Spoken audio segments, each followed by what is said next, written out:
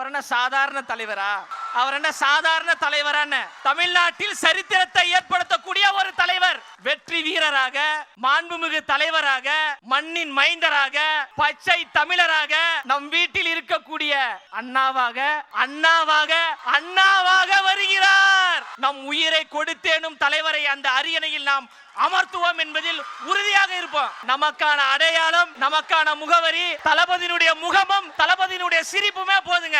தாய்மார்களுடைய ஆதரவு நமக்கு இருக்கு. யார் நினைத்தாலும் யார் தடுத்தாலும் தளபதி அவர்கள் சென்ட் ஜார்ஜ் கோட்டைக்கு முதலமைச்சராக செல்வதை எந்த கொம்பாதி கொம்பனாலும் தடுக்க முடியாது.